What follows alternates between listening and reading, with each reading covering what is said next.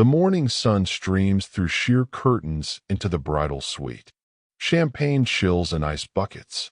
Makeup brushes scatter across the vanity. The air smells of hairspray, perfume, and pure excitement.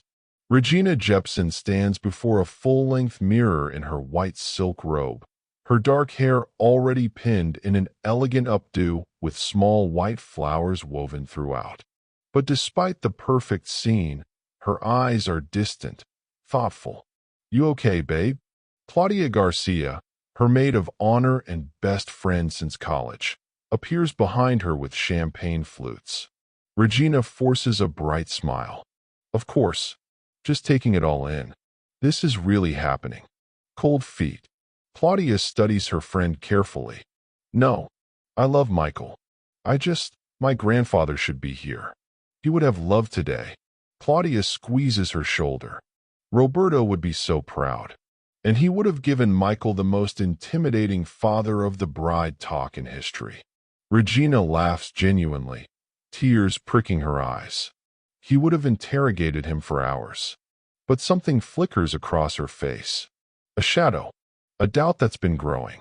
"Can I ask you something?" Regina says quietly. "Do you ever feel like you don't really know someone? Even after years together?"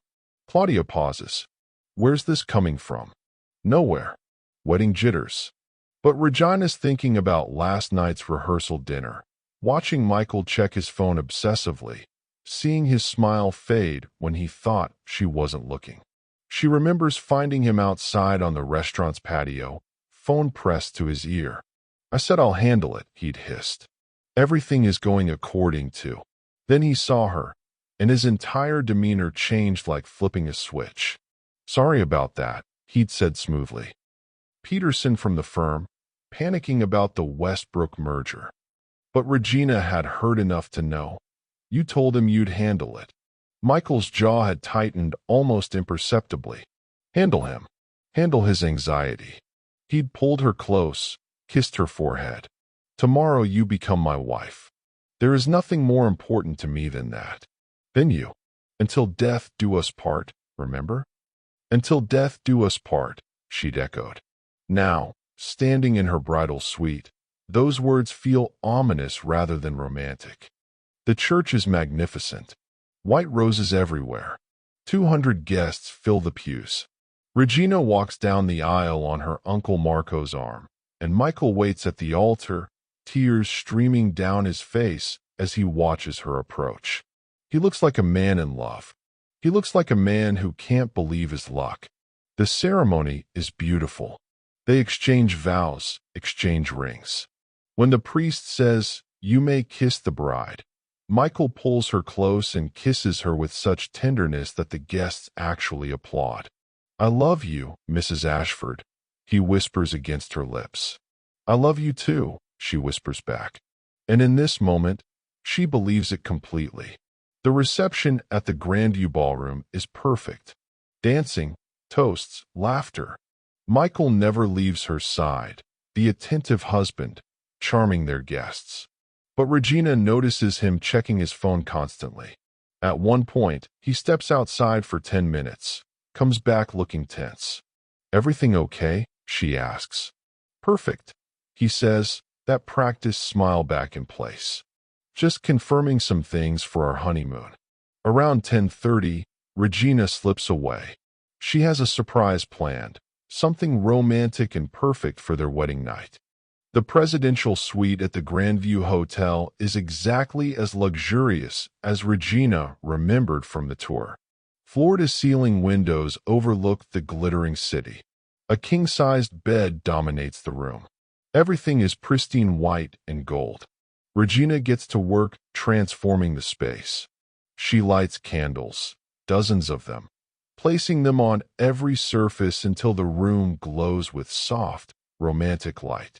She scatters rose petals across the white bedspread, creating a path from the door to the bed.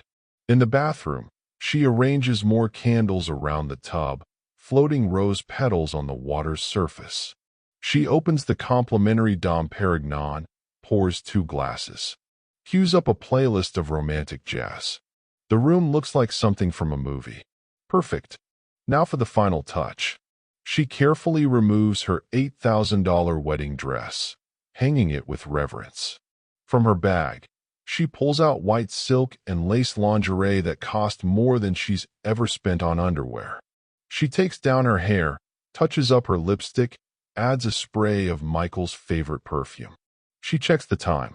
11:17 p.m. Michael said he'd come around midnight. Regina pours herself champagne, sips slowly. She's not much of a drinker, but tonight is special. She thinks about their future together. The house Michael wants to buy, the kids he wants, at least two. The whole perfect picture. After her parents died, living with her grandfather was loving but intense. Roberto was always preparing her for danger, teaching her to fight, to survive. She learned to shoot at 14, hand-to-hand combat at 16. Her grandfather's paranoia became her training. But with Michael, she can finally be soft. Finally be the woman she wants to be instead of the warrior her grandfather made her. 11:47 p.m. Almost midnight. Regina positions herself artfully on the bed, practicing her smile. Her heart races with anticipation. She hears the elevator. Footsteps in the hallway. The keycard reader beeps. Her pulse pounds. The lock clicks. Turns green. The door begins to open. "I've been waiting for you," Regina calls out, her voice low and sultry. A figure steps through the doorway. Tall, broad-shouldered. But something is wrong. The silhouette is wrong. Too wide. Too tall. Moving too rigidly. This is not Michael. The figure steps into the candlelight, and Regina's smile freezes. It's a man she's never seen before. Dressed in black tactical clothing. Built like a soldier. Face hard and expressionless.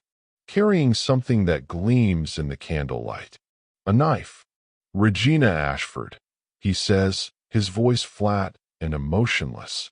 "Born Regina Jepson. Married today at 4 p.m. to Michael James Ashford." It's not a question. It's confirmation. He knew she would be here. Regina sits up slowly, pulling the sheet around herself. "Who are you?" The man closes the door with a quiet click. They're alone now, locked in together. "My name doesn't matter," he says calmly. "What matters is that I'm here to complete a job." "A job?" Regina's mind spins. "Your husband hired me, Mrs. Ashford. He paid very well. And my job tonight is to make sure you don't see tomorrow." The words land like physical blows. Your husband hired me. Michael, her husband. The man she married 6 hours ago hired this man to murder her on their wedding night. Regina's scream cuts through the romantic music, but she knows it's futile. Top floor, thick walls, no one will hear. The man doesn't flinch. He simply stands there, patient, like he's done this before. "Please," Regina gasps. "There's been a mistake.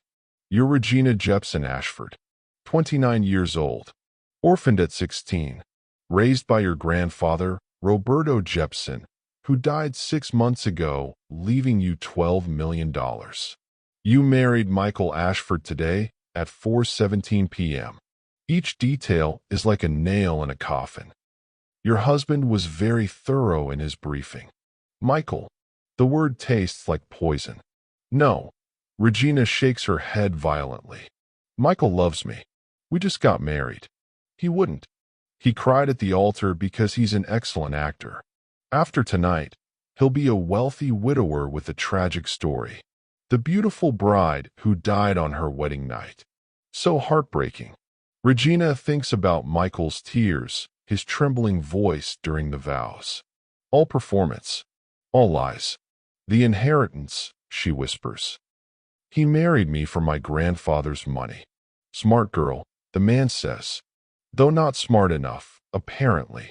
Her grandfather's voice echoes. "Watch him closely, Mija. People show you who they are." She saw the signs and chose to believe the fairy tale instead. "Please, I'll pay you more," Regina tries desperately. "Double whatever he's paying." The man actually smiles. "You don't have access yet. The will stipulates funds are released 30 days after marriage. Your husband needs you dead before you can change your will. As your spouse, he inherits everything if you die now. Of course, Michael knew the exact details. How long had he been planning this? How much is he paying you? 200,000. Half already paid. I'll give you 500,000, Regina says quickly. Just walk away. He shakes his head. I don't walk away from contracts.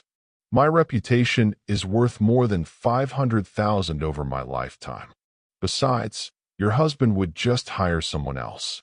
Someone less professional who might make you suffer. How noble, Regina spits. I'm not noble. I'm practical. This is business. Now, we can do this the easy way or the hard way. Easy way, you drink the champagne I've laced with sedative. You fall asleep, don't wake up. Hard way gets messy. Regina's eyes dart to the champagne glasses. One meant for Michael, for their romantic toast. Now poisoned. I need to use the bathroom, Regina says suddenly. If you're going to kill me, let me have that much dignity. The man considers. Fine. 2 minutes. Leave the door unlocked. If you try anything, I make it painful. Regina nods, standing on shaking legs. She walks to the bathroom, feeling his eyes track her every movement. She closes the door gently, leaving it unlocked as instructed. The bathroom still glows with candles, rose petals floating in the tub. Everything she'd hoped this night would be. Then Regina sees them. Her scissors, still sitting on the counter from when she trimmed price tags. Small but sharp. She slips them into her pocket. Her grandfather's voice. If you're going to die anyway, make them work for it. Fight dirty. Fight smart. Survive. Regina takes a deep breath. She's not going to die tonight. Not like this. Not for Michael's greed. When Regina emerges from the bathroom, the man, he said to call him Victor, is examining Michael's phone on the nightstand. Interesting, Victor says. Your husband texted me an hour ago. Make it clean. Make it look accidental. I'll be there at midnight to discover the body. The casual cruelty steals Regina's breath. Michael was planning to act devastated while finding her corpse. He really thought of everything. Victor continues, almost admiringly. Except one thing. What's that? He didn't mention your grandfather was Roberto L. Tiburon Jepson, the shark, one of Miami's most legendary survivors. The man who trained like a paramilitary and survived 3 assassination attempts. Regina freezes. Victor did his homework. I'm guessing Roberto didn't just leave you money. He left you skills. Training. Victor's tone shifts, taking on new understanding. Your husband hired me to kill a soft, naive girl. But you're Roberto Jepson's granddaughter. That's a different job entirely. What are you saying? I'm saying, Victor replies, that killing someone who fights back is more interesting than killing someone who doesn't. So let's see what you're really capable of, Regina. Show me what your grandfather taught you. For a moment, Regina thinks she's misheard. Then she understands. Victor is giving her a chance. A slim one, but a chance. Why? She asks. Professional curiosity. And because your husband lied about what I was getting into. That annoys me. What follows is a brutal, desperate fight. Regina uses everything her grandfather taught her. The environment as a weapon, strategic thinking, exploiting every advantage. She throws champagne in Victor's eyes, uses the scissors to slash at him, employs the bed frame, the furniture, anything she can reach. Victor fights back, but he's also teaching, correcting her form, pointing out better tactics. It's surreal, fighting for her life while receiving combat instruction from her would-be killer. During a brief pause, both of them breathing hard, Regina spots Michael's phone again. An idea forms. Wait, she gasps. Before this continues, I need to know something. Victor raises an eyebrow but doesn't attack. Regina grabs the phone, her hands shaking as she scrolls through it. What she finds makes her stomach turn. Text messages between Michael and someone named Christy. Messages going back months. Years. Regina won't fight. She's too gentle, too trusting. Michael wrote 5 days ago. It'll look like an accident, and I'll be free with all her money. Message after message. Michael and Christy planning her death like a business transaction. Making jokes about how naive Regina was. Photos of them together at restaurants Regina suggested, hotel rooms, Christy's apartment. He was with her the night before our wedding. Regina whispers, devastated. While I was at my bachelorette party, he was with his mistress.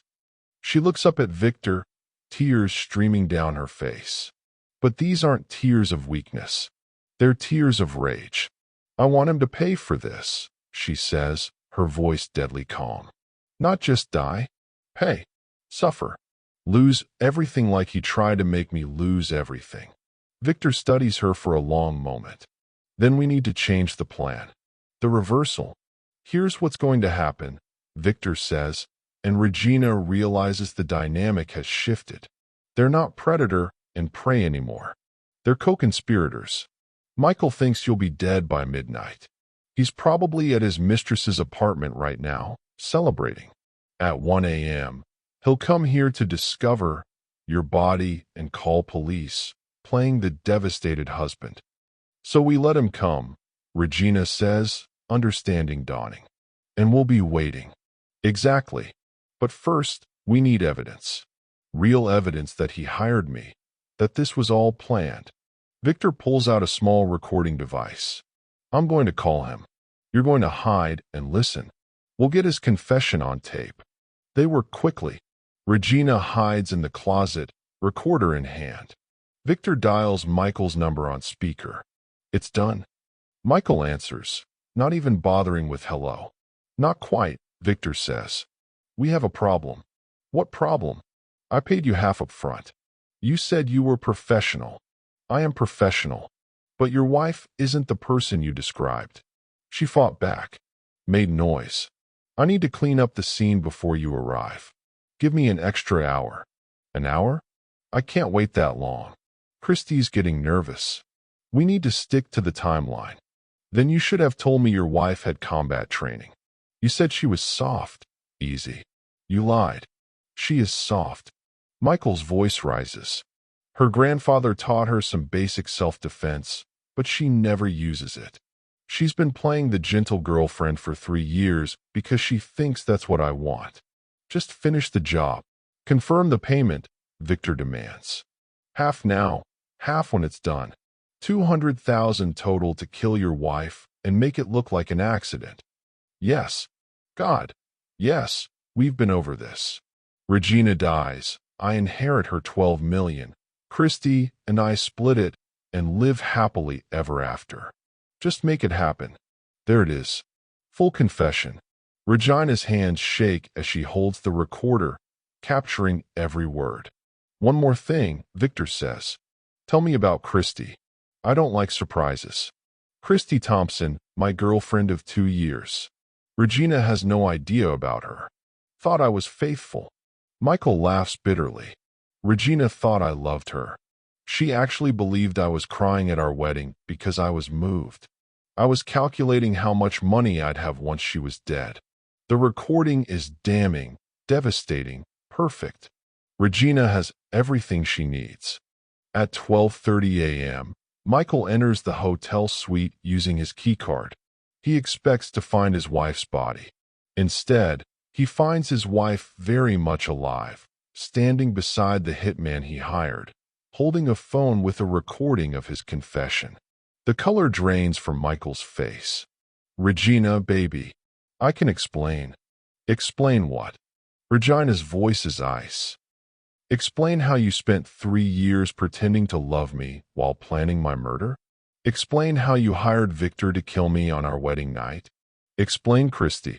Michael's eyes dart between Regina and Victor, calculating, trying to find an angle. Victor, what are you doing? I paid you. Finish the job. Job's changed, Victor says flatly. Your wife made a better offer. And I don't appreciate being lied to about the target's capabilities. You can't be serious, Michael sputters. We had a deal. We had a deal based on false information. That voids the contract. Victor's tone is almost bored. Besides, attempted murder of your spouse on your wedding night? That's going to make headlines.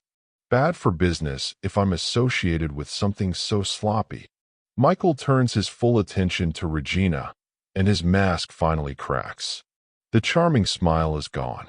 What's left is cold, calculating rage. You think you've won? He hisses.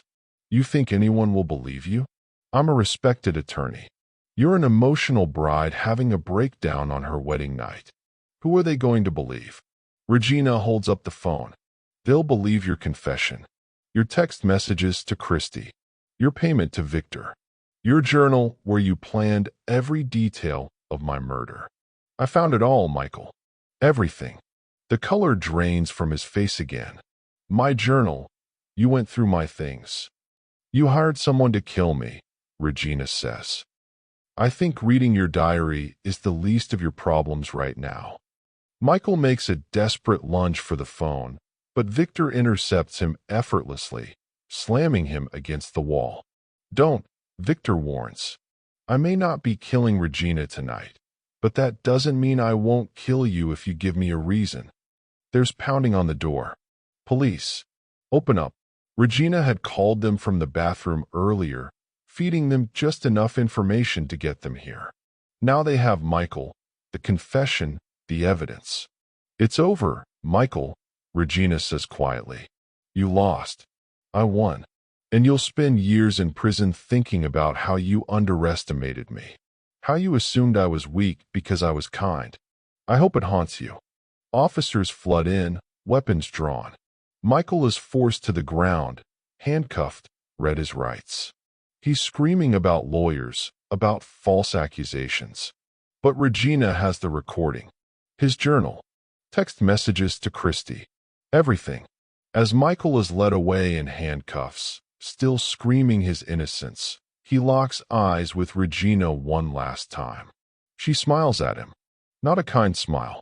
A smile that says she's free and he never will be again. Victor slips away before police can question him, disappearing into the night. Regina lets him go. He saved her life, helped her get justice. Some debts can't be repaid through testimony. 3 months later, Regina stands in a courtroom, her hand raised, swearing to tell the truth. Michael sits at the defendant's table in an orange jumpsuit, looking smaller without his expensive suits and practiced charm. Christy sits in the gallery, having taken a plea deal. She'll serve 2 years for conspiracy. Regina's testimony is clear, detailed, devastating. She describes the wedding, the surprise, Victor entering instead of Michael. She plays the recording of Michael's confession, and the courtroom goes silent as his voice fills the space, admitting everything. The jury deliberates for less than 4 hours. Guilty on all counts. The judge sentences him to 25 years to life. 6 months after her wedding night that wasn't, Regina stands in front of a new building, reading the sign she just hung. Jepson Defense Training. Self-defense and tactical skills for women. This is what she's doing with her life now. Teaching other women what her grandfather taught her. Not just how to fight, but how to trust their instincts. How to recognize manipulation. How to be strong without apology. Her phone buzzes. A text from an unknown number. Saw the news about your new business. Proud of you. Stay sharp. V. She smiles. Victor, checking in from wherever he is. She types back. Always. Thank you for the second chance. The reply is immediate. You earned it. Regina deletes the conversation, as she always does. Some connections exist in the shadows. Students start arriving. One woman, maybe 25, mentions her fiancé thinks the class is silly, that she doesn't need to learn to fight. Regina's radar pings. Probably nothing, but maybe not. Bring him by sometime, Regina suggests. I like to meet my students' partners. After class. Regina heads home to her new loft with good security and clear views. She's not the same person she was. She's harder, more cautious, less trusting. But she's also stronger, more capable, more herself. Her wedding ring sits in a drawer along with all remnants of her marriage. She keeps it as a reminder, not of Michael, of herself, of the moment she chose to fight instead of die. Regina looks at her reflection in the window, not as someone's wife, not as a victim or survivor, just as Regina, complete, whole, unbreakable. She survived her wedding night, and now she's going to survive the rest of her life, on her own terms, in her own way. The fairy tale didn't end how she expected. It ended better, because she saved herself. And that is the best ending of all. Regina's world tilts and shatters. Everything she thought she knew crumbles. The past 3 years replay in her mind like a horror film. Every sweet word, every loving gesture, every promise of forever. All lies. All calculated manipulation. She thinks about the proposal on that beach in Maui. Michael on one knee, tears in his eyes, voice shaking as he asked her to be his wife. She'd cried, overwhelmed with joy. Had he already hired Victor by then? Had he already been planning her murder while slipping that ring on her finger? She thinks about their apartment hunting, discussing where to live, how many kids to have, what to name them. Every future they planned was a future where she'd be dead and he'd be rich. The betrayal is so complete, so total, that for a moment Regina can't breathe. Her chest feels crushed, her lungs refusing to fill. This is what it feels like to have your heart break and your survival instincts kick in at the same time. But somewhere beneath the pain and shock, something else stirs. Anger. Not the hot, explosive kind. The cold, calculating kind. The kind her grandfather taught her to channel into strategy. The bathroom becomes her war room. Regina splashes cold water on her face, forcing herself to think clearly. She can hear Victor moving around outside, patient and professional. He's not in a rush. He thinks he has all the time in the world. But Regina has something he doesn't account for. She has her grandfather's training buried beneath years of pretending to be soft. She has muscle memory from hundreds of hours in the gym, the shooting range, the dojo. Michael thought she'd given all that up to be his perfect, gentle girlfriend. She'd hidden her strength to make him comfortable. What a mistake that was. What a waste of 3 years, dulling her own blade to avoid cutting his ego. Never again, she promises herself. If she survives tonight, when she survives tonight, she'll never make herself small for anyone ever again. Her hand stops shaking. Her breathing steadies. The terrified bride whose scattered rose petals is gone. In her place is Regina Jepson's granddaughter, trained for exactly this kind of moment. The fight that follows is brutal and desperate. Regina isn't trying to win. She knows she can't overpower Victor in straight combat. She's trying to survive long enough to find an advantage, to turn the situation, to escape. She uses every trick her grandfather taught her. Throws objects to create distance and confusion. Uses furniture as weapons and shields. Aims for vulnerable points. Eyes, throat, groin. Fights dirty because there's no such thing as a fair fight when your life is on the line. Victor is professional, precise, clearly well-trained. But he's also holding back slightly, she realizes. Testing her. Evaluating. When she successfully blocks one of his attacks using a technique that's definitely military grade, she sees something shift in his expression. "You've had professional training," he says, almost admiringly. "Not just self-defense classes. Real combat instruction." "My grandfather believed in being prepared," Regina gasps, maintaining distance between them. "Roberto the Shark Jepson," Victor says, and Regina's blood runs cold. He knows. Your husband failed to mention that detail. Sloppy research on his part. Expensive mistake. The moment Regina reads Michael's text to Christy, something fundamental changes inside her.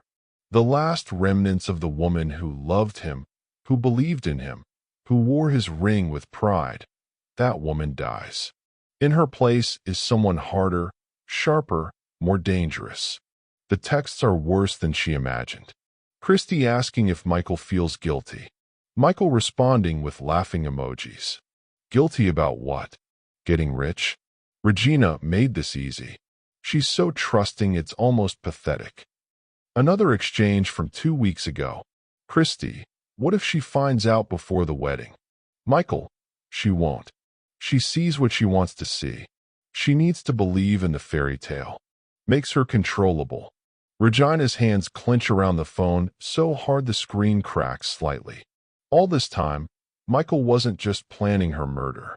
He was mocking her for being kind, for being loving, for having faith in their relationship. She will make him pay for this. Not just with prison time. She'll make sure everyone knows what he did. Every person at their wedding. Every colleague who congratulated him. Every friend who thought they were the perfect couple.